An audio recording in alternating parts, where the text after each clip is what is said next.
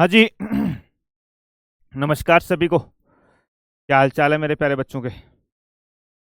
कैसी चल रही है आप लोगों की तैयारियां? आ जाओ, देखिए सब लोग आ जाओ।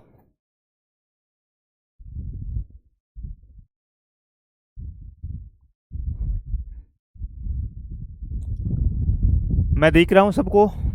मुझे ऐसा क्यों लग रहा है कि मैं नहीं दिख रहा हूँ? हम्म, अरे,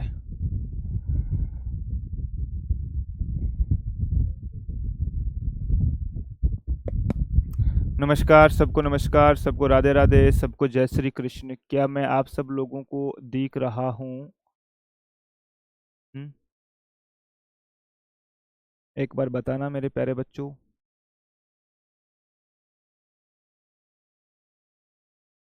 मैं आप सब लोगों को दिख रहा हूँ? मुझे ऐसा लग रहा है कि हम्म अब ठीक है मामला।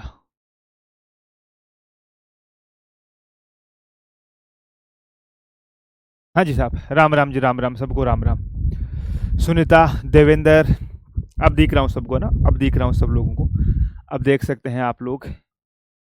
सुमन, क्लास सही नहीं चल रहा तो 20 और 22 कंफ्यूज कर रहे हैं सर, थोड़ा समझ। हाँ बिल्कुल, राहुल तोमर समझा देंगे आज बेटा। सर मैं भी बिल्कुल भी फोटो नहीं दिखती, फ़ोन नहीं देखती हूँ, लेकिन रात में सॉन्ग सुनते सुनते सन स्टडी करती हूँ। क्या ये आदत सही है? नहीं नहीं नहीं यशु तिवारी, ये सही नहीं है। अगर तुम गाना सुनते सुनते याद कर रहे हो तो तुम्हारा ध्यान तो फिर गानों में होता है ना।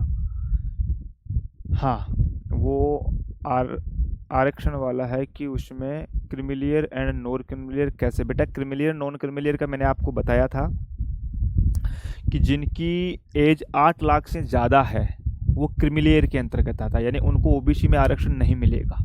और जिनकी एज नहीं, आय माफी चाहता हूँ, आय 8 लाख से कम है वो क्रिमिलेयर के अंतर्गत आएगा, यानी उनको ओबीसी में आरक्षण मिलेगा मेरे दोस्त। ऐसी हमारी बातें कई बार हो चुकी है। अब तो आपको इस प्रकार के क्वेश्चन तो पूछने ही नहीं चाहिए मेरे दोस्त। फिर भी कोई बात नहीं, आपको कुछ भी डाउट हो मेरे प्यारे बच्चों तो आप हमेशा पूछिएगा, बिल्कुल भी आपको शर्माना नहीं है किसी भी प्रकार से। ठीक है? बहुत बढ़िया जी साहब।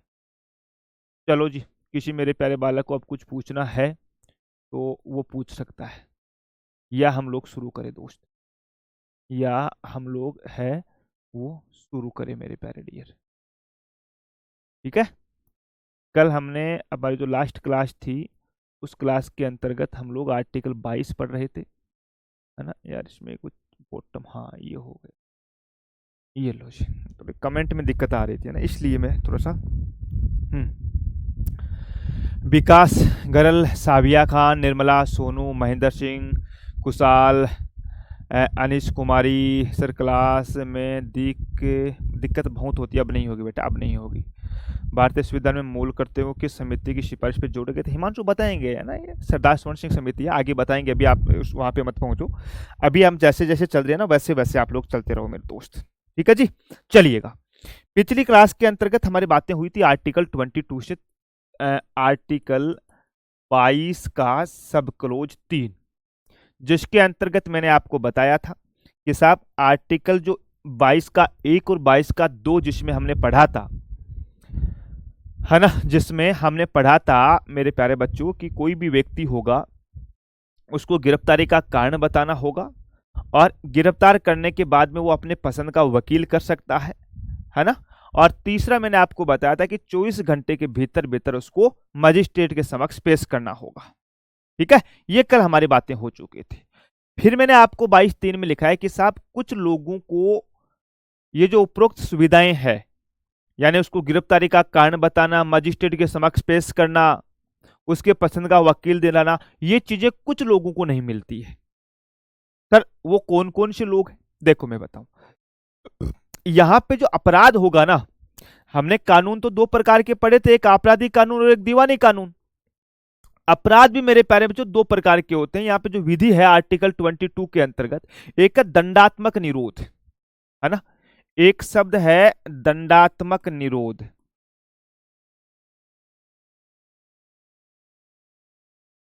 दंडात्मक निरोध। और दूसरा आता है निवारक निरोध। दूसरा आता है निवारक निरोध, निवारक निरोध, है ना, निवारक निरोध मेरे प्यारे बच्चों। ठीक है जी साहब। मैं दंडात्मक निरोध की बात करूं तो इसको अंग्रेजी में बोलेंगे पुनिटिव डिटेंशन। क्या बोलेंगे? पुनिटिव डिटेंशन मेरे प्यारे बच्चों। एक बार थोड़ा सा जो बच्चे कमेंट कर रहे हैं वो 1 मिनट के लिए रुक जाइएगा, बना 5-10 मिनट के लिए रुक जाइएगा प्यारे बच्चों, फिर हम वापस आपसे बातें कर लेंगे, है ना। दंडात्मक निरोध का मतलब होता है दोस्तों, अंग्रेजी में बोलते हैं उसको पुनिटिव डिटेंशन, और निवारक निरोध है उसको इंग्लिश के अंतर्गत हम बोलेंगे मेरे प्यारे बच्चों प्रिवेंटिव डिटेंशन। ठीक है ना। अब दोनों का अर्थ क्या होता है या थोड़ा सा समझना आप लोग, है ना, कि भाई साहब किस प्रकार से लोगों को इन दोनों के तहत सजा दी जाती है। ठीक है, बिल्कुल साहब। पहला जो दंडात्मक विरोध है ना, इसके अंतर्गत मेरे प्यारे बच्चों किसी व्यक्ति को विधि के उल्लंघन के पश्चात सजा दी जाती है। किसी व्यक्ति को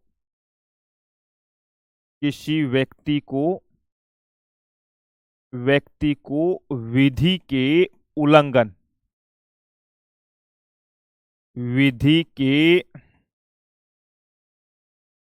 उल्लंघन उल्लंघन के पश्चात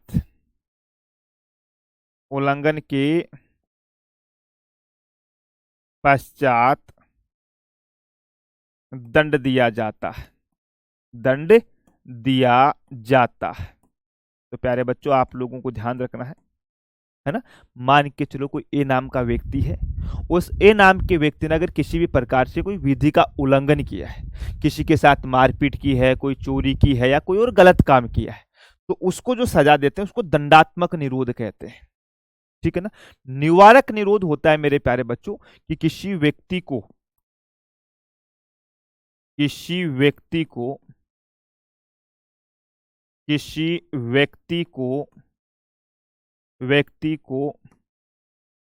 विधि के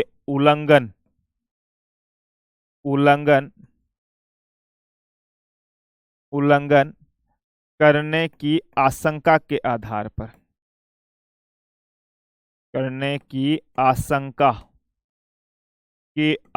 पर सर इसका मतलब क्या हुआ? देखो 1 मिनट समझना। यहां तो मैंने बोला कि कोई आदमी वो विधि का उल्लंघन कर रहा है, मान लो ए नाम का व्यक्ति है, उसने कोई चोरी की है, उसको दंड दिया जाएगा, उसको पुलिस गिरफ्तार कर लेगी मेरे प्यारे बच्चों। ठीक है सर। निवारक निरोध में क्या है कि भैया इसके अंतर्गत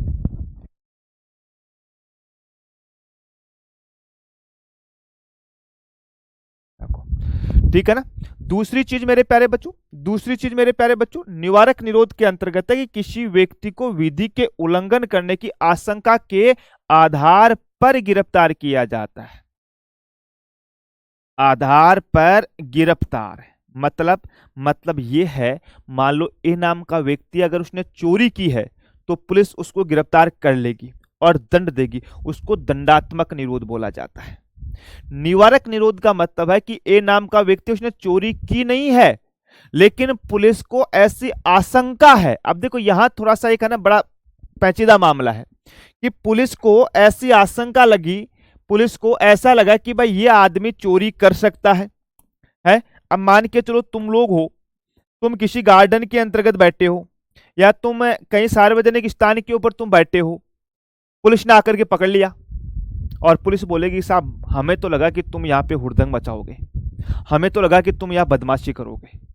यहां थोड़ा सा मेरे प्यारे बच्चों अपने फंडामेंटल राइट के अंतर्गत एक जो अपवाद है ना वो है, लेकिन इसके अंतर्गत भी कुछ चीजें हैं जो आप लोगों को मैं बताऊंगा प्यारे डियर। ठीक है, जैसे दंडात्मक निरोध विधि के अनुरूप है, ये विधि के अनुरूप है, विधि के अनुरूप है, अनुरूप का रूप है, इसका मतलब है कि भैया हमारी विधि एकदम सही है। भाई मान लो मैंने गलत काम किया तो सजा मिलेगी, सीधी सी बात है, आपने गलत काम किया तो सजा मिलेगी। लेकिन प्यारे बच्चों निवारक निरोध तो कोई गलत काम कर ही नहीं रहा ना, इसमें तो पुलिस राज्य की स्थापना हो रही है कि नहीं हो रही है भाई, इसमें पुलिस राज्य की स्थापना हो रही है साहब, पुलिस राज्य की स्थापना, यानी पुलिस अपनी मर्जी से किसी को भी अरेस्ट कर लेती है आशंका के आधार पे, शक के आधार पे मेरे प्यारे बच्चों। ठीक है, बिल्कुल साहब। दंडात्मक निरोध जो होता है मेरे प्यारे बच्चों, इसका उद्देश्य होता है व्यक्ति को दंड देना। इसका उद्देश्य होता है, उद्देश्य व्यक्ति को दंड देना, व्यक्ति को दंड देना मेरे प्यारे दोस्त, दंड देना, दंड देना है, ठीक है ना। और इसका उद्देश्य है व्यक्ति को अपराध करने से रोकना। क्या है? व्यक्ति को अपराध करने से रोकना, व्यक्ति को अपराध करने से रोकना। देखो एग्जाम्पल के तौर पे बताऊंगा मैं अभी आपको, अपराध करने से रोकना। लो जी साहब, अब ये चीजें आई क्यों मैं आपको बताऊं। विधि का मतलब लॉ, कानून। ये चीजें आई क्यों? देखो, सबसे पहले 1950 के अंतर्गत जब हम आजाद हुए, हमारा संविधान लागू हुआ, तो उस समय क्या थे कि कुछ पाकिस्तानी लोग हमारे देश के अंतर्गत घुस रहे थे, यहाँ पे आतंकवाद मचाने की कोशिश कर रहे थे, यहाँ पे लोगों को भड़काने की कोशिश कर रहे थे। तो हमने निवारक निरोध अधिनियम 1950 बनाया और हमने बोला कि साहब इन लोगों को हम शक के आधार पर गिरफ्तार कर रहे हैं। वहां तक मामला ठीक था। आगे आपको पता हो तो 1975 में जब भारत में आपातकाल लगा था तो मिसा एक्ट आया था, MISA, मिसा एक्ट। और मिसा एक्ट के अंतर्गत भारत के जितने भी नेता थे, कांग्रेस के नेताओं को छोड़ करके, सबको भाई साहब इंदिरा गांधी जी ने गिरफ्तार करवा लिया था। और इंदिरा गांधी जी ने बोला कि मिसा एक्ट के तहत गिरफ्तार करवाया है हमने, और इससे लोगों को इससे सरकार को ऐसा लगा कि ये जो लोग हैं ये देश के अंतर्गत कुछ गलत कर सकते हैं, फिर उसको भी रद्द कर दिया। पोटा एक्ट आया था, टाडा एक्ट आया था। निवारक निरोध अधिनियम 2008 वर्तमान के अंतर्गत लागू है। तो दोस्त, निवारक निरोध और दंडात्मक निरोध के अंतर्गत ये दो अंतर है। ये जो वाला चीजें हैं ये अमूमन जो दुश्मन देश के नागरिक हो, जैसे मान लो पाकिस्तान का कोई नागरिक हो या कोई दूसरा देश का नागरिक हो, है ना, उसको, या कोई आतंकवादी प्रवृत्ति का आदमी हो, या कोई ऐसा आदमी जो आपराधिक प्रवृत्ति का हो। जैसे गांव में देखा होगा आप लोगों ने कि कोई चोर होता है, उसने एक बार चोरी की, 2 बार चोरी की, 3 बार चोरी की, 4 बार चोरी की, लगातार वो चोरी करता है, पुलिस पकड़ती है, 2-4-6 महीने बाद में वापस जमानत पे मिल जाती है, मिल जाती है उसको। उसके बाद में आपने एक चीज नोट की होगी कि आसपास में कोई भी चोरी होती है ना, सबसे पहले पुलिस उसके घर में जाती है, चाहे वो उसने चोरी ना की हो लेकिन पुलिस उसके घर में सबसे पहले आती है।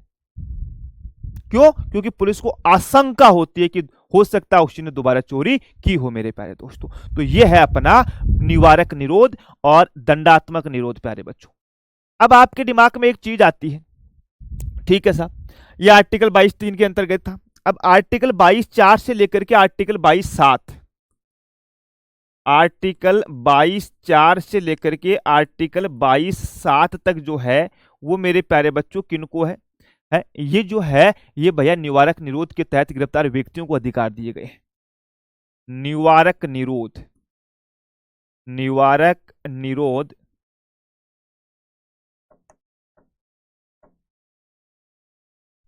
निवारक निरोध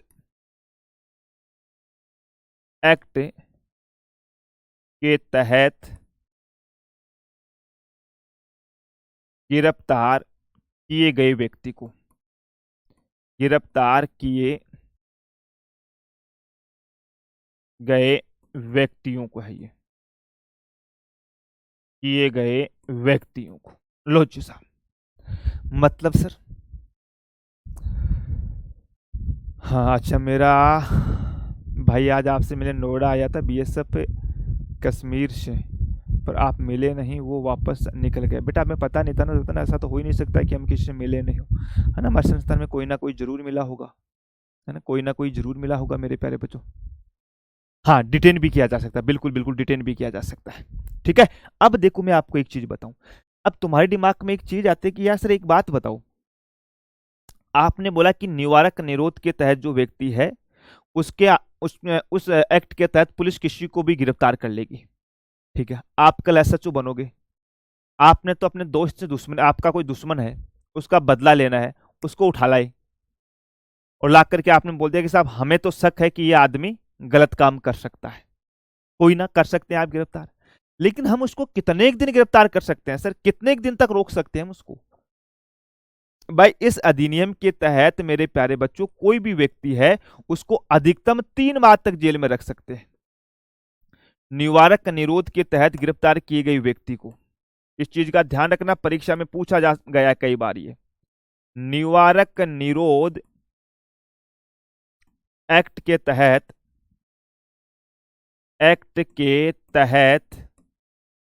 गिरफ्तार किए गए व्यक्ति को, गिरफ्तार किए गए व्यक्ति को, किए गए व्यक्ति को अधिकतम 3 माह तक जेल में रख सकते हैं। अधिकतम, ठीक है साहब, अधिकतम 3 माह तक, 3 माह तक जेल में रख सकते हैं, जेल में रख सकते हैं। बहुत बढ़िया जी। हमने बोला कि भाई निवारक निरोध के तहत हम किसी को गिरफ्तार तो कर सकते हैं, लेकिन उस गिरफ्तार व्यक्ति को मैक्सिमम 3 महीने तक ही हम उसको जेल में रख सकते हैं। क्या सर 3 महीने के बाद में नहीं रख सकते क्या? बिल्कुल रख सकते हैं, लेकिन यदि 3 महीने के बाद में हम उस व्यक्ति को जेल में रखते हैं तो उसके लिए एक सलाहकार बोर्ड होगा। 3 महीने से ज्यादा के लिए एक सलाहकार बोर्ड होगा, और इस सलाहकार बोर्ड के अंतर्गत प्यारे बच्चों 3 सदस्य होंगे। कितने सदस्य? 3 सदस्य होंगे। अब तुम्हारे दिमाग में आता है कि सर ये 3 सदस्य कौन होंगे? मान लो ये तो जिन्होंने पुलिस पकड़ के ले आई उन्होंने अपने में से 3 सदस्य बना दी, तो बेचारे को फिर 3 महीने जेल में डाल दिया जाएगा? नहीं, ये जो 3 सदस्य होंगे प्यारे बच्चों, इन सदस्यों के अंतर्गत या तो ये हाई कोर्ट के जज होंगे, या तो ये हाई कोर्ट के जज, चाहे वो रिटायर हो या वर्तमान सेवा के अंतर्गत हो, या हाई कोर्ट के जज बनने की योग्यता रखता हो, या हाई कोर्ट के जज बनने की योग्यता रखता हो, की योग्यता।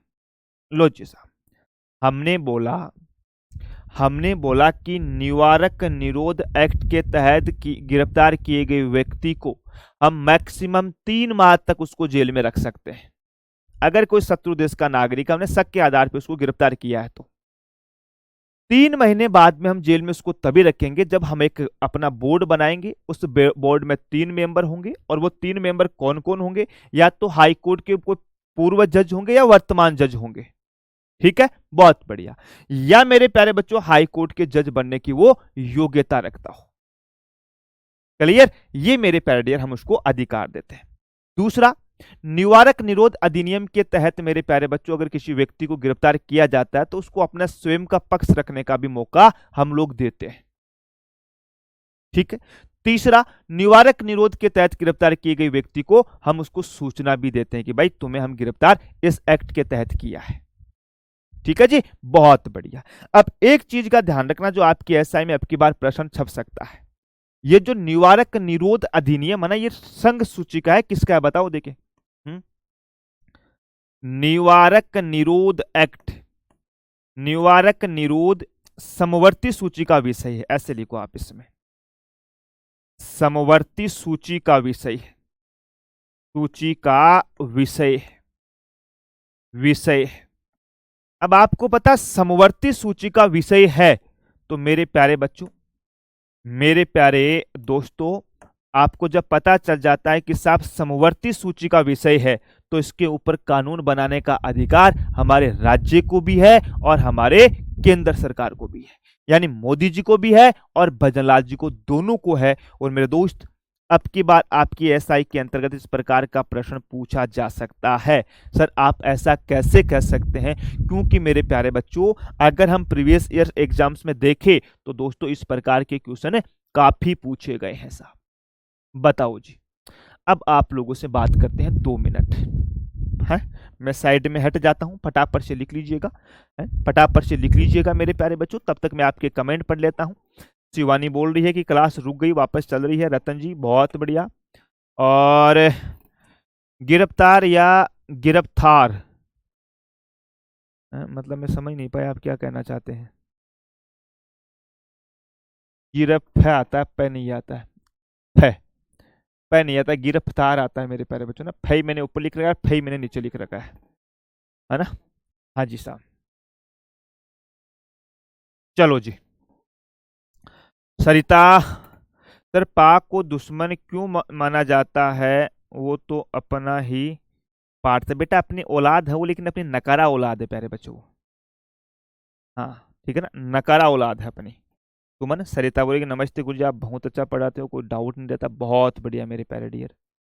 विक्रम जी बोले कि यासुका, यासुका नहीं वो रासुका होता है बेटा, है ना, वो रासुका होता है, राष्ट्रीय सुरक्षा वाला। हाँ, राधे राधे, बहुत बढ़िया। 114 पुलिस में सर मैंने भी 114 पुलिस के अंतर्गत, बहुत बढ़िया है जसवंत गुज्जर, फिजिकल की तैयारी कर दे।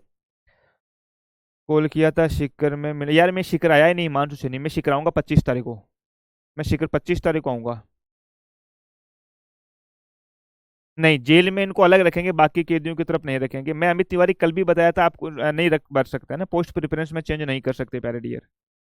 आरडब्ल्यू की येलो जीके की बुक इंडियन पॉलिटी नहीं बेटा, हो नहीं होगी अंजू, येलो बुक से ना नहीं होगी बेटा। येलो बुक है ना, केवल आपको पुलिस के लिए अच्छी हो सकती है वो, और एसएससी जीडी के लिए अच्छी है, आप लोगों के लिए दिल्ली पुलिस के लिए अच्छी है, और एग्जाम्स में हो जाएगी, लेकिन एसआई के लिए बेटा येलो बुक नहीं लेनी है आपको।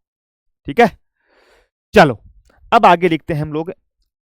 3 नंबर लगा करके लिख लो आप, शोषण के विरुद्ध अधिकार।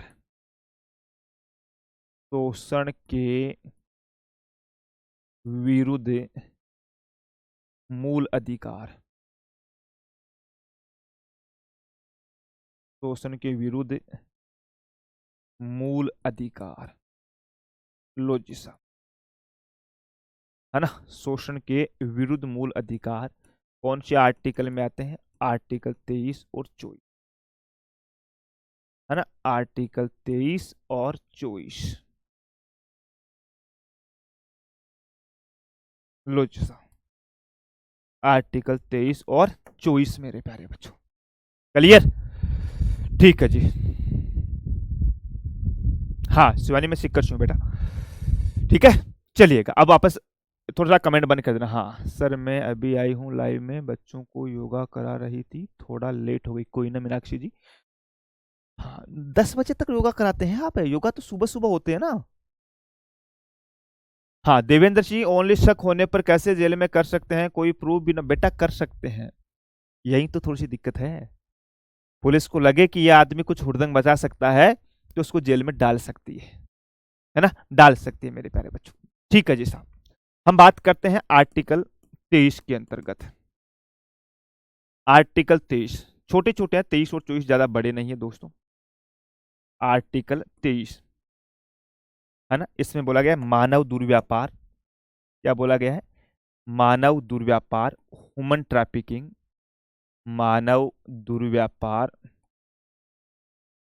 दुर्व्यापार, बलात् श्रम,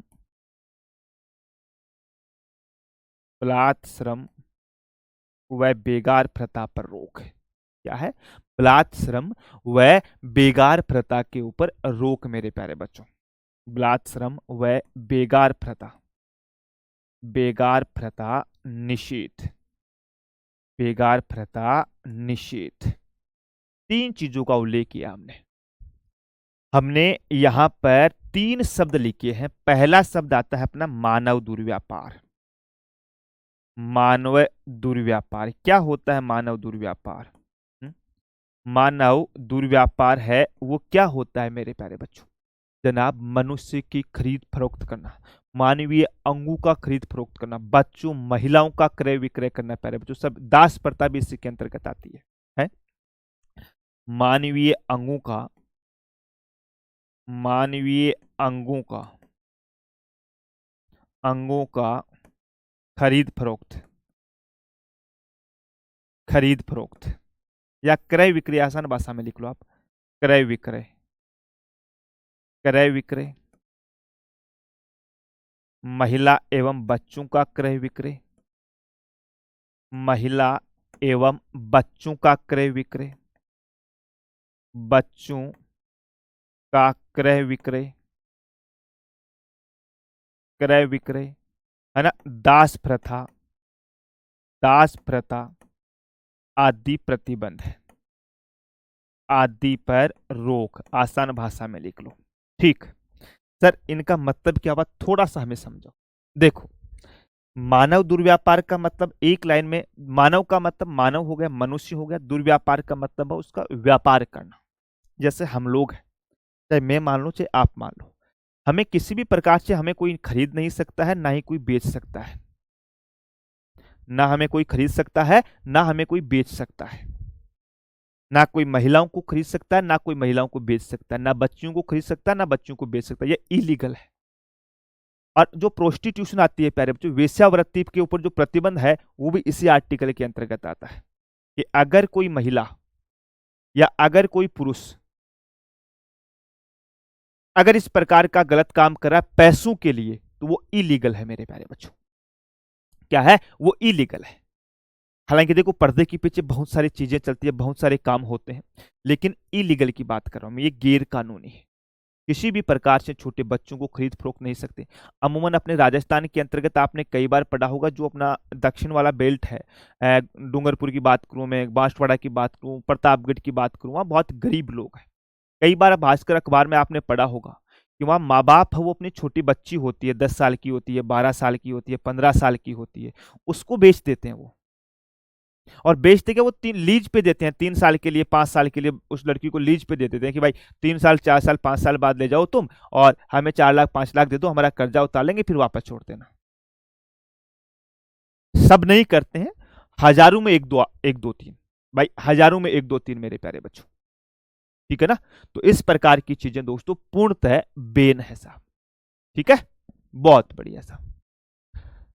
सर पिछले ईयर सारे क्वेश्चन पेपर वाली बुक बताना। बताऊंगा बेटा, योगेंद्र सिंह शेखावत। अभी आज लास्ट में मुझे पूछ लेना, मैं आपको 2-3 किताबें जरूर बता दूंगा। सर आप चीज बहुत अच्छे से समझा, बहुत बढ़िया मनीषा, शाबाश योगेंद्र। शीतल, सारे अनुच्छेद याद करना जरूरी है क्या? हाँ, सारे नहीं, जो लिखा रहा हूँ वो याद करना है। मीनाक्षी जी बोल रहे कि योगा गेम आ रहे हैं सर नेशनल, इसलिए नेशनल चल रही है प्रैक्टिस, नेशनल बेंगलोर में है 24 से। अच्छा अच्छा, अच्छी बात है, अच्छी बात है मीनाक्षी जी, भविष्य है योगा के अंतर्गत। Immoral traffic women and child age 1956। हाँ, आरुषि शर्मा। और इनको रोक के लिए फिर अधिनियम भी आया है मेरे दोस्तों। ठीक है, बहुत बढ़िया। दूसरा आता है बलात्श्रम, है ना? पहला तो शब्द हमने ये लिखा, दूसरा वर्ड आता है बलात्श्रम। बलात्श्रम का मतलब क्या होता है? दूसरा आता है बलात्श्रम, है बलात्श्रम। बलात्श्रम का मतलब होता है मेरे प्यारे बच्चों, आपकी आपसे आपको इच्छा के विरुद्ध काम करवाना, है ना? एक लाइन में लिखो तो लिख लो, अपनी इच्छा के विरुद्ध काम करवाना। अपनी इच्छा, इच्छा के विरुद्ध काम करवाना, विरुद्ध काम करवाना। लो जी साहब, इच्छा के विरुद्ध काम करवाने का मतलब क्या है? इच्छा के विरुद्ध काम करवाने का मतलब क्या? जैसे मैं हूं, अब भाई साहब, मैंने कि मान लो कभी बाजरा काटा ही नहीं है, अभी कड़बी का सीजन अपने राजस्थान के अंतर्गत बाजरा कटाई चल रही है, मैंने कभी बाजरा काटा ही नहीं। 2 4 5 आदमी आए, बंदूक लेके आए, यहाँ मास्टर जी के लगा दी कि मास्टर जी जिंदा रहना है तो हाथ में लपड़ा ले और बाजरा काटो। नहीं, काम तमाम कर देंगे, या वो पिटाई करेंगे मेरे साथ, गलत व्यवहार व्यवहार करेंगे। तो वो काम मेरा है नहीं, लेकिन मेरे से जबरदस्ती वो काम करवाया जा रहा है, मेरे से जबरदस्ती वो काम करवाया जा रहा है, या व्यक्ति की सहमति के बिना उनसे काम करवाना। आप लोग हो, आपकी इच्छा ही नहीं है कि मैं सब इंस्पेक्टर की तैयारी करूं, लेकिन घर वालों ने जबरदस्ती बोला कि नहीं तुम्हें ऐसा ही बनना है, नहीं तुम्हें ऐसा ही बनना है। मान लो तुम्हारा जो मन है वो अलग चीजों में है, आपका दिमाग है कि मैं स्पोर्ट स्पोर्ट पर्सन बनूं, आपका दिमाग है कि मैं योगा का टीचर बनूं, आपका दिमाग चल रहा है कि मैं कोई बहुत बड़ा आर्टिस्ट बनूं, आपका दिमाग चल रहा है कि मैं भाई साहब कोई संगीतकार बनूं, लेकिन घर वालों ने बोला नहीं तुम्हें ऐसा ही बनना है। क्यों भाई? है तो किसी से जबरदस्ती कोई काम नहीं करवाना, इसे दोस्तों बलात्श्रम बोला जाता है। ठीक है, तीसरा आता है दोस्तों इसमें बेगार प्रथा। तीसरे आता है बेगार प्रथा दोस्त, बेगार प्रथा, बेगार प्रथा। बेगार प्रथा का मतलब है कि साहब जो आपसे काम करवाया जाएगा उसके बदले आपको पैसा मिलेगा। ठीक है ना? बिना वेतन के कार्य नहीं करवाया जाएगा साहब, बिना वेतन के, भाई बिना वेतन के, बिना वेतन के कार्य नहीं करवाया जाएगा, कार्य नहीं करवाया जाएगा, नहीं करवाया जाएगा। ठीक है। या न्यूनतम मजदूरी जो होती है उससे कम भी आपको पैसे नहीं दिया जाएगा। न्यूनतम मजदूरी भी आपको मिलेगी ही मिलेगी मेरे प्यारे दोस्त। न्यूनतम मजदूरी जो है, मजदूरी, न्यूनतम वेतन लिखो, मजदूरी नहीं वेतन, ये तो आप लोगों को मिलेगा ही मिलेगा। मान लो मैं मेरा खुद का एग्जाम्पल दूं, मैं मेरा खुद का एग्जाम्पल दूं कि मैं आज रोजगार वित्त अंकित में पढ़ा रहा हूं आप लोगों को, है ना। अब मैं आपको जब पढ़ा रहा हूं तो मुझे इसके पैसे मिलते हैं भाई। फैक्चुअल बात तो यही है भाई, मैं आपको पढ़ाता हूं, हर महीने की 1 तारीख को अंकित सर मेरे अकाउंट में पैसे डालते हैं। मान लो अंकित सर ने मेरे से पूरे 1 महीने काम करवा लिया और फिर बोले कि मैं तुम्हें पैसे नहीं दूंगा। या मान लो कल आप राजस्थान पुलिस के अंतर्गत सब इंस्पेक्टर बन रहे हो, आपने 2 महीने 3 महीने 4 महीने नौकरी कर ली, आपको सैलरी नहीं मिल रही है। या मान लो अभी बाजरा कटाई चल रही है, हम अपने खेत के अंतर्गत 5 मजदूर को लेकर के आई, बेचारे मजदूर सुबह से शाम तक पसीना बहा रहे हैं, कड़बी काट रहे हैं, और शाम का समय होता है हम लड़ाई झगड़ा कर भगा देते हैं, भगो यहां से, कोई पैसे नहीं है। ऐसा नहीं कर सकते भैया, मजदूरी है वो देनी पड़ेगी मेरे दोस्त, ठीक है ना। मजदूरी देनी पड़ेगी मेरे प्यारे बच्चों। इस प्रकार की सब चीजें बेन है। मैंने एक शब्द लिखा है यहाँ पे, मैंने इसका एक्सप्लेन नहीं किया था दोस्तों, दास प्रथा, है ना। दास प्रथा क्या होती थी, पहले होती थी, राजा महाराजाओं के जमाने में होती थी। आपको पता है, तो राजा जी अपनी बेटी का जब विवाह करते थे तो साथ में 10-20 दास दासियों को देते कि मेरी बेटी राजकुमारी है, वो काम नहीं करेगी, इसके नौकर चाकर, एक प्रकार से बोले तो, है ना, एक प्रकार से बोले तो नौकर चाकर मेरे प्यारे बच्चों। क्लियर, बिल्कुल साफ क्लियर है। तो इन तीनों के बारे में किसी मेरे प्यारे बच्चों को कुछ पूछना है तो वो पूछ सकता है। अब इसका एक आर्टिकल 23 का सब क्लोज 2 है, आर्टिकल 23 का सब क्लोज 2 है, वो अपवाद है मेरे प्यारे बच्चों। वो क्या है, बलात् श्रम का अपवाद है, वो बलात् श्रम का अपवाद, श्रम का अपवाद, अपवाद, अपवाद कैसे, अपवाद कैसे मेरे प्यारे बच्चों, कि राज्य के द्वारा किसी सार्वजनिक उद्देश्य के प्रयोजन से अनिवार्य सेवा का प्रावधान किया जा सकता है। राज्य द्वारा, राज्य का मतलब सरकार, एक बार लिखो फिर मैं समझाता हूं।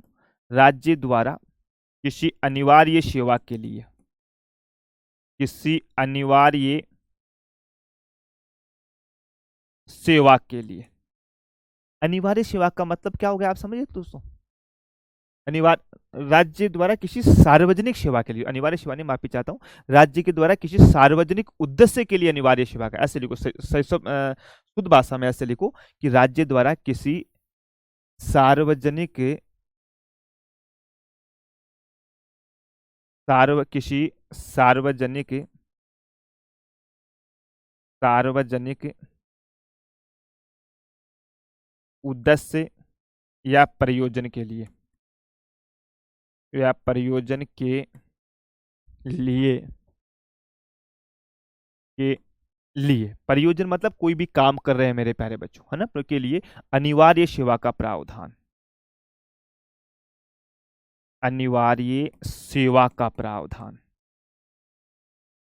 अनिवार्य सेवा का प्रावधान कर सकता है, कर सकता है। लेकिन, लेकिन राज्य जो ये अनिवार्य सेवा का प्रावधान करेगा ना मेरे प्यारे बच्चों, लेकिन इसमें केवल, लेकिन इसमें, इसमें केवल, केवल धर्म,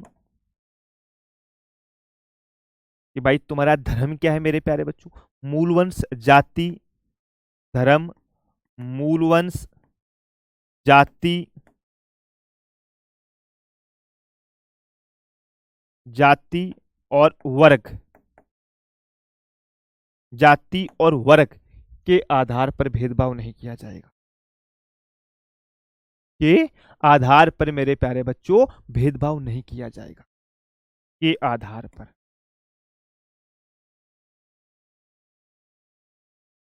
के आधार पर भेदभाव नहीं किया जाएगा, नहीं किया जाएगा। लो जी साहब, अब देखो थोड़ा समझना बलात् श्रम के बारे में। पहले यहां समझना, हमने बलात् श्रम लिखा है कि अपनी इच्छा के विरुद्ध काम करवाना। आपकी इच्छा नहीं है कोई काम करवाने की, अगर वो आपसे काम करवा रहे हैं, हमने यह अपवाद में बना दिया कि देखो साहब, अगर कोई हमारे देश के लिए कोई काम पड़े, मान लो भारत पाकिस्तान के बीच में युद्ध हुआ, हमें सेना के अंतर्गत जरूरत पड़ी कि भाई हमारी सेना है बहुत ज्यादा, भगवान ना करे ऐसा हो, बहुत ज्यादा शहीद हुई, हमारे देश की जनता को हम इसमें शामिल करें, वहां आपको बुलाए, तो वहां आप मना नहीं कर सकते। फिर आप नहीं बोल सकते नहीं नहीं साहब मैं तो मरने के लिए बॉर्डर पे नहीं जाऊंगा, तो वहां आपको जाना पड़ेगा मेरे प्यारे बच्चों, ठीक है ना। और अब वहां आपको बुलाएंगे ना, तो ऐसा नहीं है कि भाई आपको कोई धर्म के साथ आपके साथ भेदभाव करेंगे, मूल वंश के साथ, जाति के साथ या वर्ग के साथ, कि आप एससी के हो, आप एसटी के हो, आप ओबीसी के हो, आप जनरल के हो, आप एमबीसी के हो, आप मतलब ये बड़ी जाति के लोग हैं उनको मरने के लिए नहीं बुलाएंगे, तुम नीचे जाति के लोग हो तुम आ जाओ, नहीं, सबको समान रूप से बुलाया जाएगा, ठीक है ना। तो बलात् श्रम के अंतर्गत समझ गए, किसी को कुछ पूछना हो तो बता सकता है ना। सर स्टार्टिंग में मुझे आपकी पॉलिटी समझ नहीं आती थी, अब समझ आता है, पूरे मन से समझते हो। अरे वाह देवेंद्र सिंह बहुत बढ़िया। सुमन बोले कि सर स्पोर्ट्स सर्टिफिकेट रिटर्न में काउंट होंगे या फिजिकल में। सुमन अगर स्पोर्ट आपका जो है और वो स्टेट लेवल या नेशनल लेवल का है तो आपको 2% कोटा अलग से मिलेगा इसके अंतर्गत, आप घबराइएगा मत, है ना। आर्टिकल 23 कंप्लीट है, आर्टिकल 24 तो सीधा सा है ना। आर्टिकल जो 24 है मेरे प्यारे बच्चों वो तो बहुत सीधा सा है, बाल श्रम निषेध। क्या है? बाल श्रम, बाल श्रम निषेध, ठीक है ना। ये बोलता है कि साहब 14 वर्ष से कम उम्र के बच्चों को, 14 वर्ष से कम उम्र के बच्चों को, कम उम्र, कम उम्र के बच्चों को,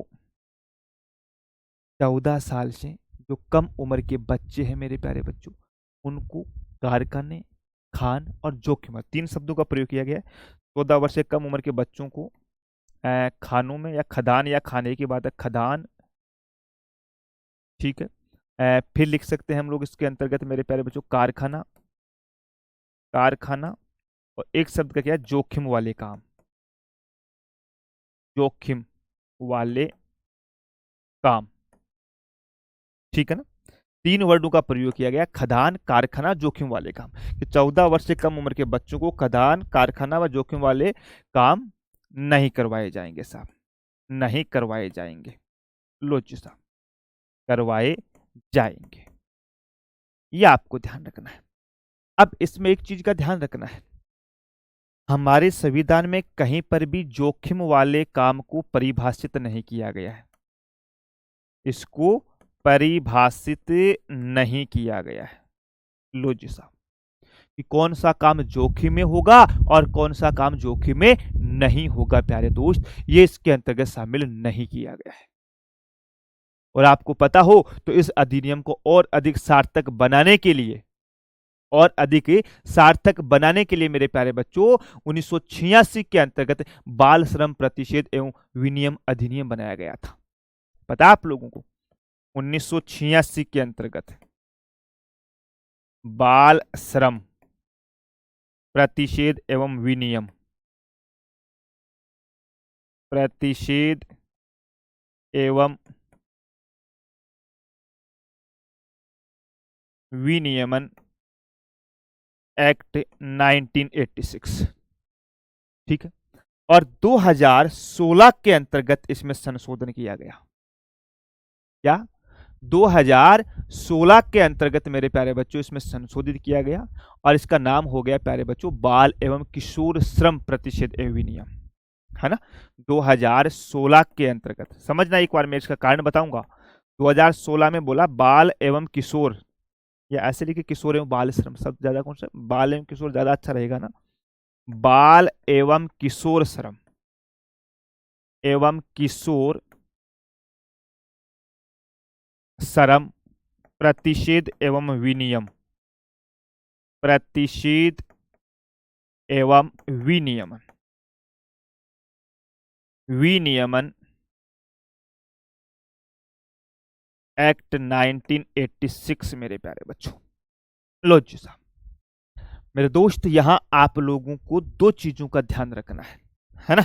2016 के अंतर्गत हमने क्या किया, इसमें संशोधन किया था। अब देखो एक चीज बताऊं मैं, आर्टिकल 24 जो बात बोलता है ना, दोबारा सुना, आर्टिकल 24 जो बात बोलता है ना, वो मेरे प्यारे बच्चों 14 वर्ष से कम उम्र के बच्चों के लिए बोलता है। यानी 14 साल से अधिक उम्र के जो बच्चे हैं वो काम कर सकते हैं, लेकिन 14 साल से कम उम्र के बच्चों के लिए आर्टिकल 14 है। पहली बात तो ये सुनना। और जब हमने 1986 में बाल श्रम, केवल बाल शब्द का प्रयोग किया था, यहां बालक की जो एज थी वो 14 साल से कम मानी गई थी, कि 14 साल से कम उम्र के बच्चे से हम हार्ड वर्क नहीं करवा सकते। लेकिन आपको पता होगा हमारे देश के अंतर्गत 2012 में एक बहुत बड़ी घटना घटी थी। पता आपको कौन सी घटना सर? निर्भया केस। 16 दिसंबर 2012 की बात है दोस्तों, दिल्ली में एक लड़की के साथ सामूहिक गैंगरेप किया गया था, जिसका नाम निर्भया दिया गया था। आगे 2016 में एक कानून बना था हमारे देश में, और उस कानून में एक शब्द आया किशोर। उस कानून में एक शब्द आया था किशोर। अब तुम बोलोगे सर यहां तुम कहां उस कानून की बात कर रहे हो? मैं किशोर शब्द की बात कर रहा हूं। किशोर शब्द जो है ना, वो 2016 के 15 में आया था, 16 में लागू हुआ था, वो 15 के अंतर्गत निकल करके आया था। किशोर का मतलब होता है कि जिनकी उम्र 16 साल से ज्यादा है, 18 साल से कम है। केवल इतना ही समझना है एक बार, कि जिनकी उम्र 16 साल से ज्यादा है और 18 साल से कम है मेरे प्यारे बच्चों, वो किशोर में आता है। तो 2016 में हमने शामिल कर दिया कि भाई आर्टिकल 14 जो है वो तो 14, आर्टिकल 24 जो है वो तो 14 साल से कम उम्र के बच्चों का है, लेकिन अब हमने 2016 में अधिनियम बना दिया कि 18 साल से कम उम्र के बच्चों से किसी भी प्रकार से हार्ड वर्क नहीं करवाया जाएगा। मम्मी पापा को भी छूट नहीं है। अगर माँ बाप भी अपने छोटे बच्चों से हार्ड वर्क करवाते हैं तो पहली बार वार्निंग दी जाती है, और दूसरी बार में 2 महीने तक की सजा और 10,000 रुपए तक का जुर्माना दिया जाता है। ठीक है मनीषा बेटा, आर्टिकल 23(1) के अंतर्गत ये पूरा आता है। ये 23(1) आता है, जिसके अंतर्गत 1, 2, 3 ये तीनों पार्ट है। इसके तीनों पार्ट नहीं, इसमें आप है ना कुछ भी लिख सकते हो। मैंने 3 शब्द लिखाए हैं, मानव दुर्व्यापार, बलात्कार और बेगार प्रथा। इन तीनों का मैंने अर्थ बताया है प्यारे बच्चे।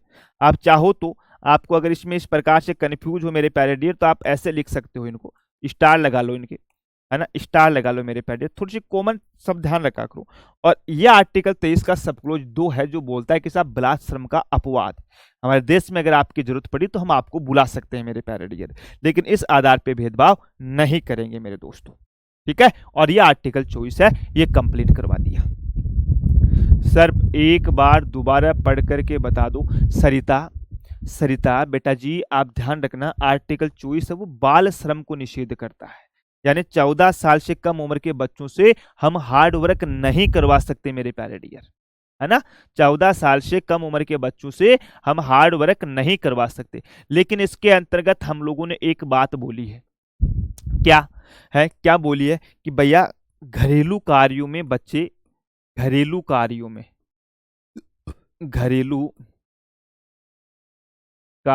में बच्चे माता